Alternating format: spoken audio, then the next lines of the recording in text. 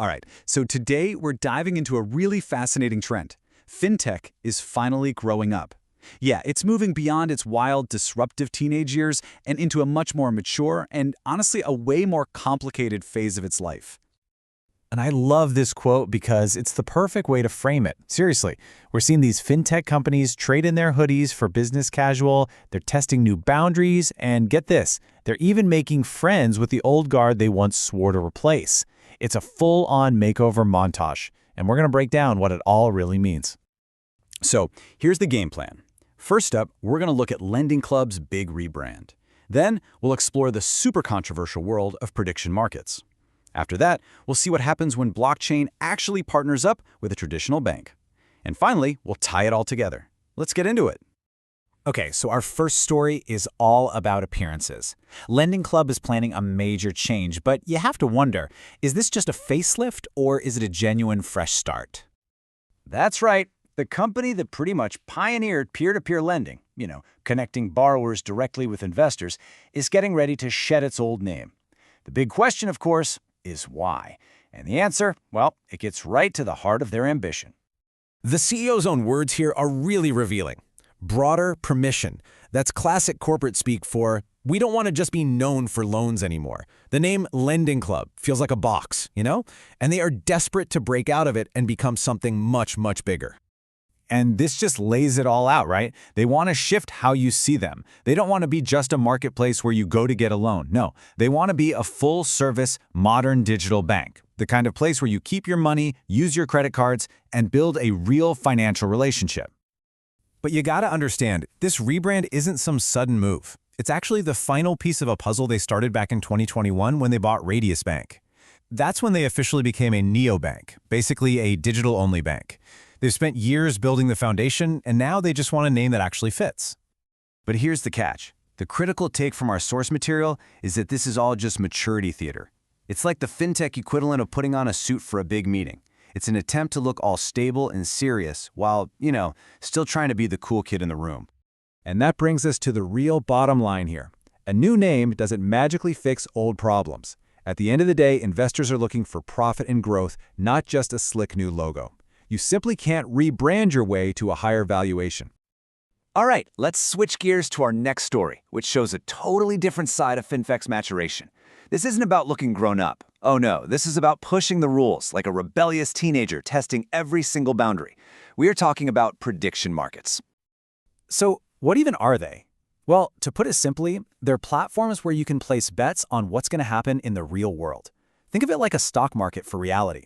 If you think you know what inflation will be next quarter or who's going to win an election, you can actually put your money where your mouth is. And this is where things get really interesting and really heated. On one side, you have fans saying this is the ultimate forecasting tool, that it harnesses the wisdom of the crowd. But on the other side, critics see it as nothing more than sophisticated gambling, just dressed up in financial jargon. So this just raises this massive question for the whole industry, right?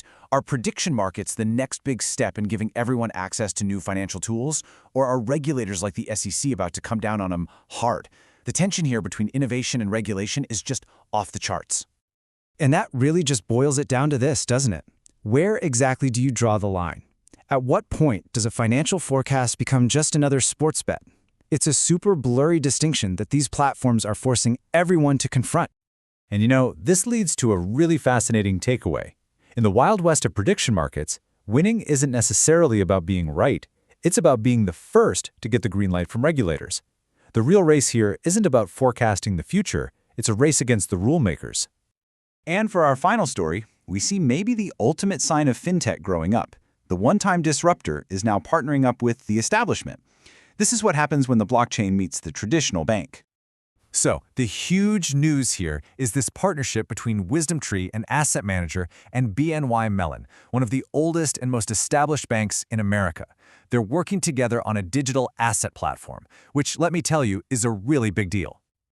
And this slide, it breaks down exactly how this whole thing works. You start with normal, familiar assets, things like ETFs or government bonds. Then you tokenize them, which is a fancy way of saying you put them on a blockchain. And then, and this is the key part, you use a trusted old-school bank like BNY Mellon to handle the custody and compliance. It's old money meeting brand new technology.